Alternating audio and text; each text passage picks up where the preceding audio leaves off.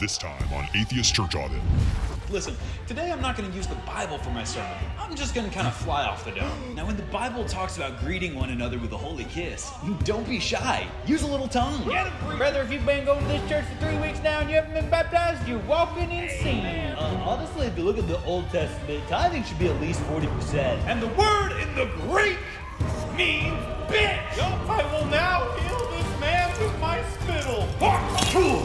I'm totally kidding. None of that happened today. No, today's church was actually very normal. It wasn't that bad. Welcome back, ladies and gentlemen, to another exciting episode of Atheist Church Audit. My name is Jared, and I'm an atheist, and today, I think I went to a church. That's impossible! Now, I'm going to spoil the surprise here a little bit.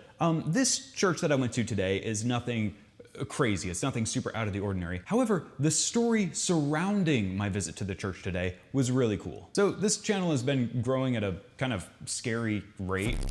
I mean, I'm still a nobody in the grand scheme of YouTube, but if you're new here, welcome. And I don't have like many subscribers yet, but what I do have is a lot of really wonderful messages in my inbox from a lot of wonderful people. And one of them was a dude who is in ministry, and he was like, hey, you're interesting, I wanna meet you. So he gave me his phone number, I texted him, and then he threw me in a group chat with him, his son, and his daughter, and they were all like, we want to meet you. And as with all things, I'm in it for the plot at this point, so I said, absolutely. So I grabbed a cocktail with the son on Wednesday, then I grabbed coffee with the daughter on Saturday, and then today I went to their church. We're going to church, and we're gonna have a damn nice Sunday. But the thing that I need to highlight about that is that this is a family of Christians, a family of believers. And in spite of knowing how critical I've been to some churches, they were like, yeah, we'd love to hang out, and you're welcome to come to our church. Which is kind of maybe the definitive thing between what differentiates a cult from a healthy church in my mind. I'm not gonna lie.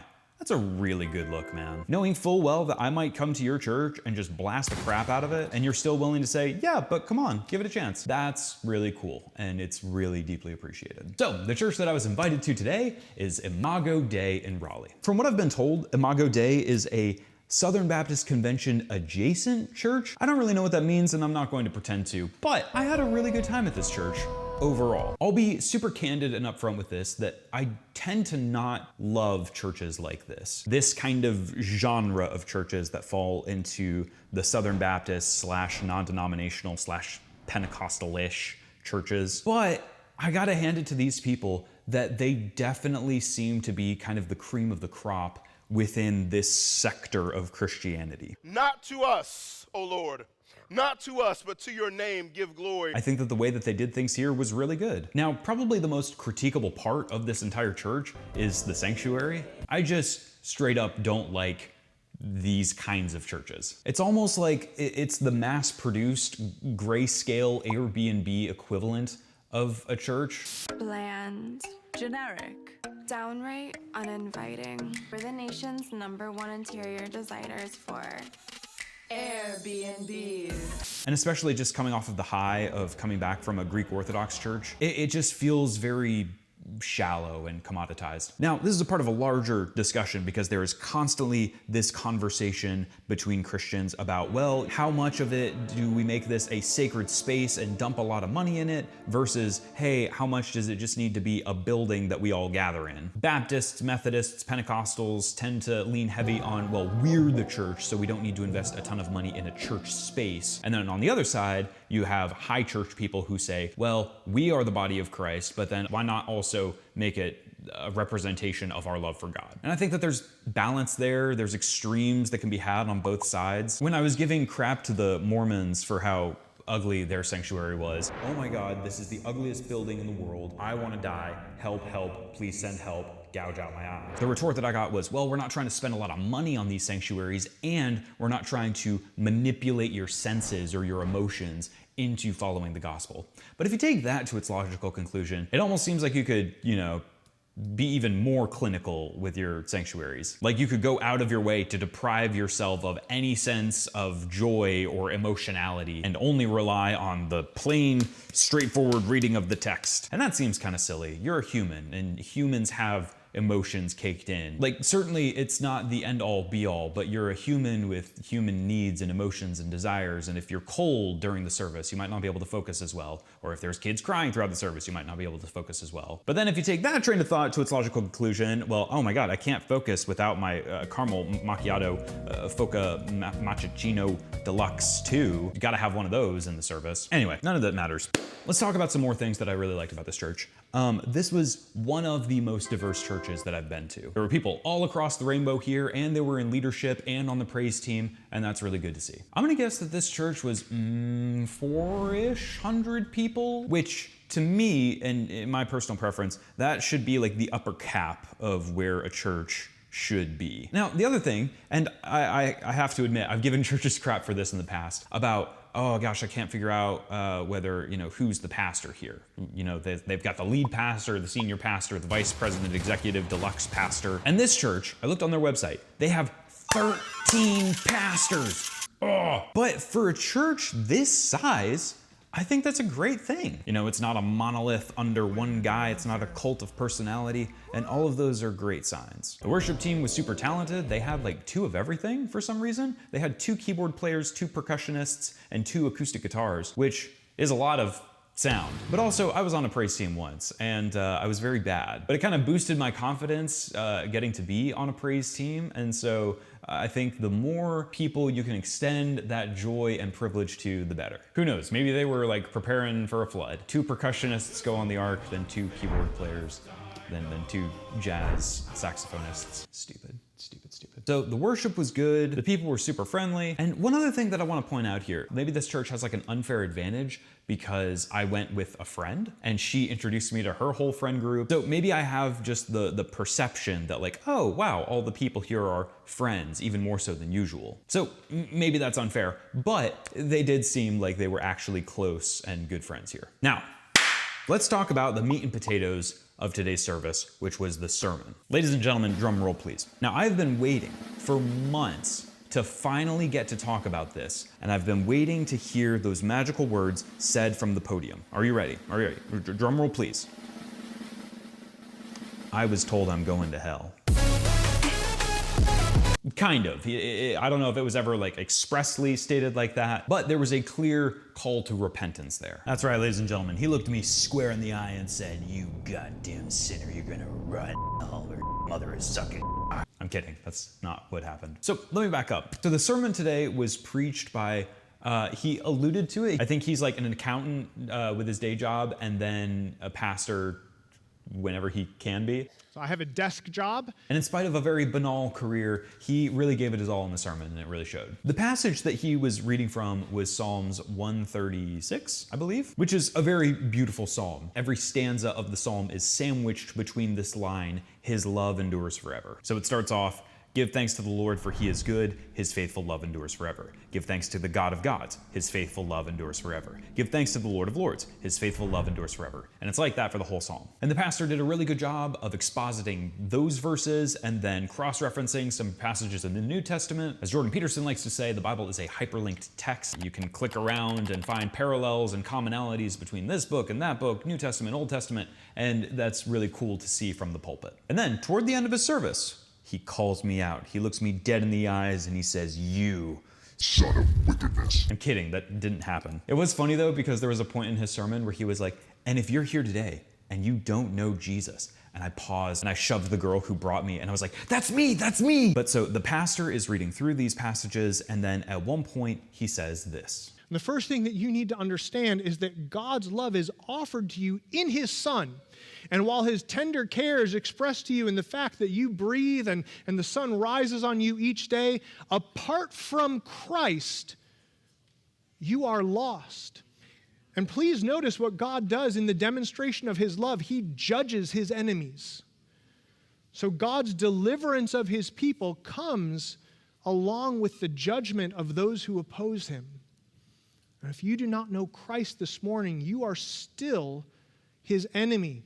But the good news that we read is that while you are his enemy apart from Christ, it is while you are his enemy that he loves you. Now, this might shock and dismay some people, but I think that this was a good way to do things. I'm probably a black sheep in this regard, but you're allowed to tell me that I'm going to hell. I have a very simple rule when it comes to this. You are allowed to look me in the eye and tell me that I'm going to hell, but there better be tears in your eyes when you do it. If you have plumbed the depths of the scriptures and you have concluded that this is the true state of things, that people who are apart from Christ will not receive everlasting life with him, then I'm okay with you telling me that. I'm okay with you saying it from the pulpit. What I'm not okay with is saying it void of empathy, or saying it from a place of pride, like God saved you, oh man, but not me. That's what I don't really have any respect for. But if you think that this is true, and you want to say that you think I am going to hell, you think that my soul is at risk, I am perfectly okay with you letting me know. And I think that this pastor did a good job of it. I don't think he came across as a prick. I don't think he was holier than thou when he told me. There was some urgency in his voice, there was a sense of sincerity, and it was clear that there was a community there that was willing to love me and embrace me if I had, walked forward and made a public profession of faith or whatever. Yeah, this might shock some people, but as an atheist, I'm not a de facto advocate of hippy-dippy Jesus or universalist Jesus or progressive Jesus, because I know what it feels like to truly believe in your heart of hearts that this is the state of things, this is the reality, and I need to let people know. And I think that that's fine. I think it's maybe even the right thing to do if you have truly come to that conclusion. The old Ray Comfort analogy is if you know that somebody's in a house on fire, it's the right thing to do to let them know that they're in a house that's on fire. So I get that. I think what I want to do is help Christians think about how to do that well. Because presumably there's good and not good ways to tell somebody about an eternal damnation that they're going towards. I walked over to him and I went, bam. I leaned over and I said, Ben, when are you going to stop playing games with God? I led that man to the Lord right there. This will maybe feel like a detour, but I promise it's not. I have a lot of frustrating conversations with Christians, and it tends to be an age thing. At least in my experience, more so than denomination, more so than country of origin, the biggest disconnect that I have with Christians tends to be age. There's exceptions, but largely that seems to be what I run up against. It seems like 30 and above, there's this kind of weird disconnect, and then people below 30 get it. The people above 30 don't really understand what deconversion or deconstruction looks like, and they think oh, you're mad at God, or oh, you're an atheist because you wanted to have sex. Spoiler alert, I did want to have sex, but that wasn't why I deconverted. And then people under 30, even though they're still ardent believers, they say something more akin to, hey man, I know it's hard, I get it. Case in point, today after church, the woman who brought me and a couple of her friends, all three of whom go to a local Baptist seminary, they took me out for lunch. And we talked about theology and history and, manuscript evidence and blah, blah, blah. And I had a really good time. One of the young women was telling me how she wants to get a PhD in Near Eastern languages. And I was like, oh my God, you're studying Syriac and Coptic. And I was like, what do you think about the Nag Hammadi codices in comparison to the Dead Sea Scrolls? And it was just a really enjoyable conversation. Now, all three of them are really passionate believers. And to all three of them, I told them, hey, I'm an atheist. I came here to review your church. I explained my history, that I went through a pseudo seminary and then got a second degree at Wheaton. I explained briefly how I was a chaplain, a worship leader, and a street preacher. And I told them that I am an atheist who loves religion. And often, when I tell people that last bit, they just can't make sense of it, especially for people over 30. They just can't accept it. And all of my interactions with them feel clammy and awkward and forced, and it's really uncomfortable. And it's not advantageous to me ever coming back to the faith. But when I told these three seminary students, yeah, I'm an atheist and I also like religion, the young man that I was talking to said something like, yeah, I get it, man. Religion's hard. That was just really gracious. He didn't feel the need to beat a dead horse. He didn't feel the need to belabor the point or shove one more thing back in there. He just got it, that there were intellectual reasons why I couldn't continue to claim, belief in this religion anymore. And he got it. He understood. Again, this is a Baptist. He is a devout believer. And he probably believes that I'm going to hell. And that's okay. What I'm concerned with is not that people think that I'm going to hell or that people think anyone is going to hell. I'm concerned with what do you do about that? How do you go about that in a way that is charitable and compassionate? How do you not act like a dick? Because whether you like it or not, I'm your neighbor. Whether you like it or not, I'm your coworker. And until God pulls back the curtain and reveals the great hereafter through death, we're stuck together. So going back to my original point of, these were Christians who invited me to their church, and that was a really good look. I always think about this. The play, The Book of Mormon, made by the creators of South Park? I actually haven't seen it yet, so no spoilers in the comments. I'm watching you, don't do it. There was a report by the LA Times that the Mormon church, the official LDS church, actually took out ads in the play book pamphlet thing. And there were these adorable ads that were like, you've seen the play, now read the book, Book of Mormon. And honestly, that's awesome. That is a really good look. So